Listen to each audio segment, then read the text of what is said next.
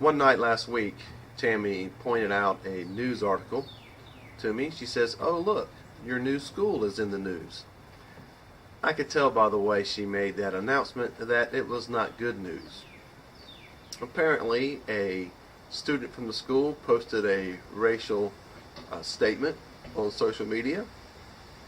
He had posted a video of the school step team, which just so happened to be an all-black step team, all-black dance team, and he captioned the video with this phrase: "Plantation owner watches his former slaves rejoice and celebrate their newfound freedom, circa 1864.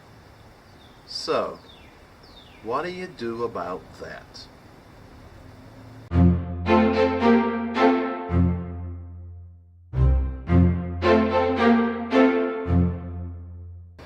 Unfortunately, my school system seems to come up in the news every few months because of some racially related incidents. Disclaimer before I go any farther. The purpose of this video is to simply ask a question of what do we do about this. My intent is not to vilify nor exonerate any individuals, groups, schools, systems, organizations, etc. I just want to ask the question, what do we do about this? You can imagine the uproar that this has created. The principal of that school came out very quickly upon finding out about the posting of this statement and issued a statement that denounced the video. He met with the step team. He sent out a robocall phone call to all parents of the school to reassure them that, as he put it, immediate action would take place to address this issue in a constructive and positive way. And part of the action that they were going to take at that school was that, and I quote, students would be having a courageous conversation on race in their homeroom class. The principal's phone call went out on a Monday evening. Apparently the posting had been over the weekend, on Friday, maybe Saturday. The news story broke on Tuesday afternoon, and this courageous conversation took place on Wednesday morning. Complete transparency here. I have no idea what the details of that courageous conversation was. I don't know if there was a prepared statement. I don't know if there was a prepared curriculum.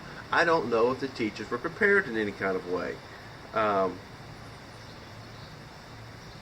And when Tammy called it my new school, she was referring to the fact that I have accepted a position there starting next fall.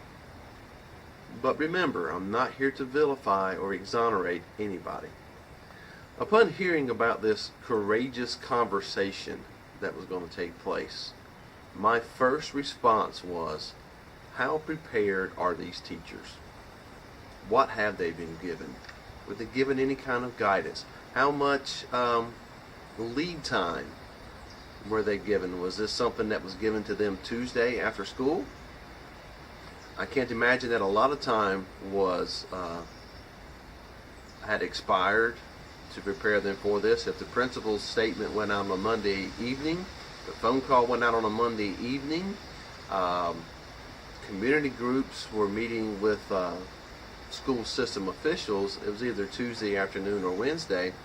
So they had probably a impromptu faculty meeting after school on Tuesday saying we have to address this in homeroom tomorrow morning. Now again, I don't know exactly what happened. I am conjecturing here. But given the timeline, it kind of had to go down like that. So back to those teachers, how prepared were they? I know that we really would like to believe that every adult in our society is equally able to lead this conversation and to be prepared for this, but the reality of it is, and we all know this, they're not. For a variety of reasons they are not able to have this conversation. Lack of exposure, timidity, maybe a conflict with personal beliefs, or a conflict with how the conversation should even take place. And honestly, the range of perspectives is so broad, even among regular people. Let's not even put into the mix extremist groups, that would you be having the same conversation in every class? Is the same conversation even necessary in every class? Most of us want a world where those conversations don't have to take place. At least that's what we think we want. But the reality of it is, if we don't have a world where those conversations take place, then things like this happen, where a student posts something referring to slaves, plantations, etc., or any number of other racially themed comments will happen. The fact of the matter is, we need these conversations so that we don't have these kinds of incidents. These conversations can help prevent those kinds of things from happening. So, what do we do about that as individual teachers? Are there opportunities for us in the course of a day to begin to have those conversations?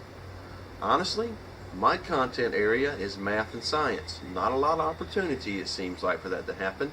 Now in a social studies or an English language arts classroom, there's all kinds of opportunities. You study pivotal events in history that have racial themes to them.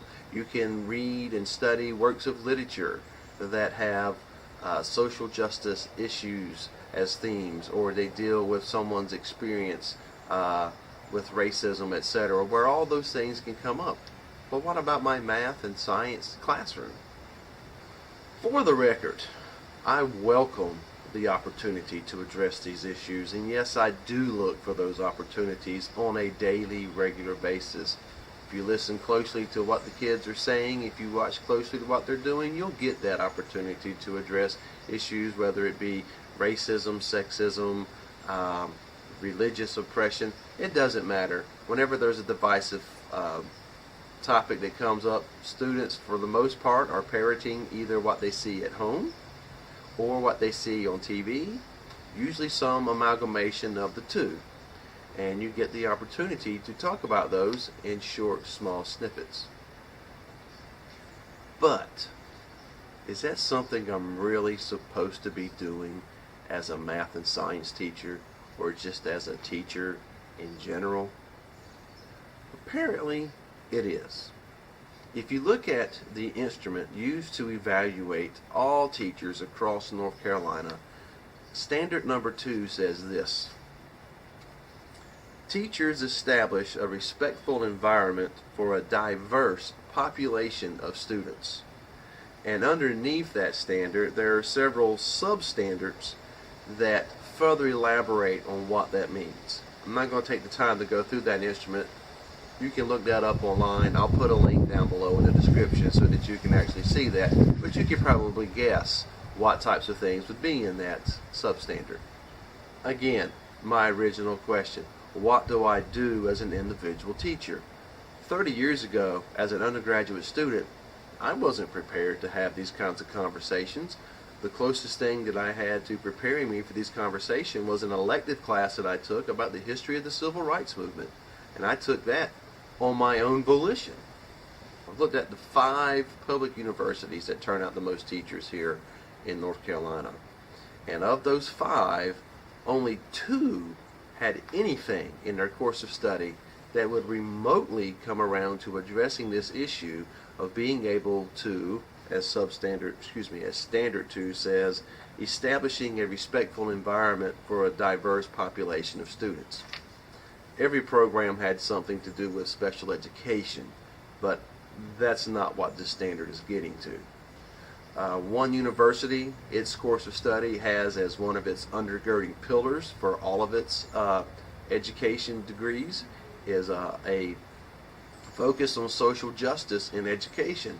But even that program had one course, one 3-hour course, your senior year, that you would take about this.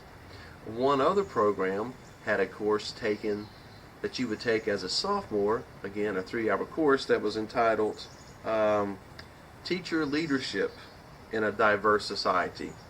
Now who knows what all they accomplish in one 3-hour course, one semester, with such a broad topic, such a broad title.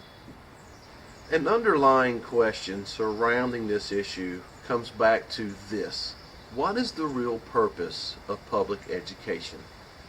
Is it simply a transmission of content and knowledge, such as mathematics, science, social studies, or even if we avoid social studies, which gets into analysis of relationships and systems, and just say history, language arts, reading comprehension? Are there any values that are supposed to be part of public education as things that we are transmitting to the students in our classrooms? When you get into that topic of values and the transmission of values through public education, this is where you start making teachers very, very nervous. And this becomes a topic, any topic that has any type of conflict or division associated with it, is one that public school teachers try to avoid as much as they possibly can.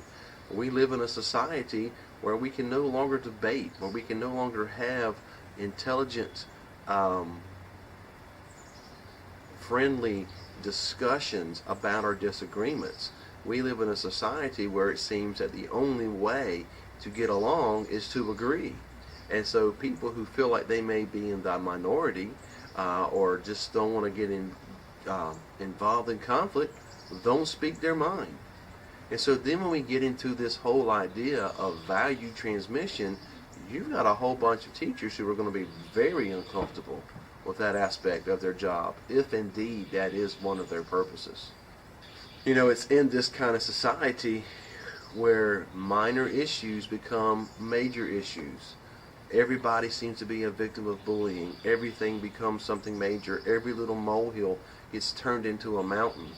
And so then when we get a major issue like racism, because of what the minor issues turned into, nobody wants to touch that because it's so big and so important. Nobody wants to touch that in a public school classroom. Nobody that wants to keep their job, or at least that is their thought process. I know what my response is. I know the things that I feel like I have a moral imperative to address. I know how comfortable I am with certain issues. And just so you'll know, my comfort zone is pretty broad. There are very few things that I won't address when the opportunity is given. And I enjoy taking both sides of the issue during those times, just so I can make sure that real conversation is taking place regardless of what it is that I may feel personally. I'm curious about what you think. If you are a public school teacher, where does your comfort zone lie? What are the things that you are comfortable addressing? If you're not a teacher, if you are a parent, what would you like the comfort zone of your child's teacher to be? What do you think the purpose of public education should be when it comes to these types of issues?